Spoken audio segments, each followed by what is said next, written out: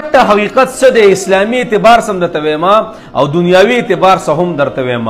دنیاوي اعتبار سره د 1960 نواله د 70 په دهه کې دا گیم په افریقا کې راوتی او افریقا کې یو بل ملک هم نه پاغي کې دا راوتی او هغوی دا سیزونه د وسپنې ساز کړي صحیح ده.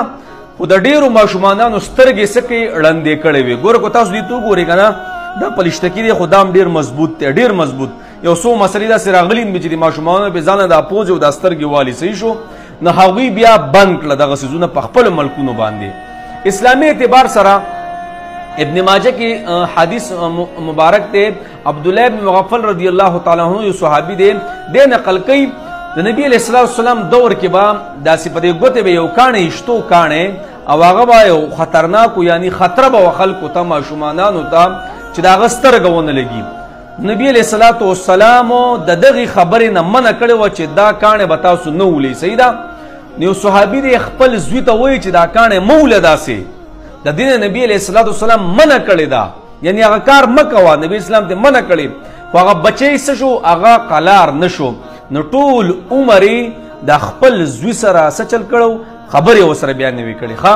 نو ګوره اسلام د هر هغه کارونو نه منع کوي چې نه فائدې چاته نه نقصان خو پرېدا چې مخلوق ته فائدہ نه ورکوي دا ټول عبث کارونه دي لهو لعب کارونه دي.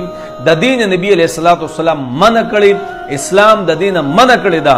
ګوره دا یو قسم لا دا گیمونو او د پلانې او د ډنګري طرف ته بیان نشاندهي کوي.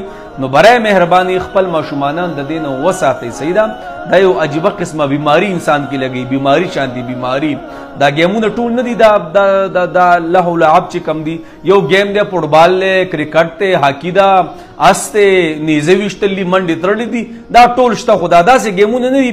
دا د بدن هم تعالی فایده نه درکوي. د بدن مثال د پبجي دی پبجي گیمونه دي. اسلام د دې خبرو نه سخت منع کړی د برای مهرباني دا خپل بچی چې د منډې تړلې وي دغه تی بهتر دی. کو پسې کله زو کو پلار کو سو کې منډې تړلې وي دغه منډې تړل دی بهتر دی. نو دا خپل بچنګي د دینه وساتي دا ډېر عجیبه عادت په ماشوم کې لګي. ګوره ښه زبا سو عام خبرو کما دا بت پرستی نه دا چې شروع شوی وکنه دا یوازې د مخ سره داسې نه وام چې د خلکو بوتونه ساز کړه او سجدې کولې بس وي مشران هم تللی خپل مجسمه ولا سازو چې مخامخ ولاړ بیا په قلاره پکې تل په قلاره پکې تل حتی چې بت پرستی شروع شو. نو غرض مې دا د ماشومان دا گیمون نه دي په دې کې په قلاره سټپ بای سټپ پزي. اسلام د دینه ګوره منع کوي صحیح ده.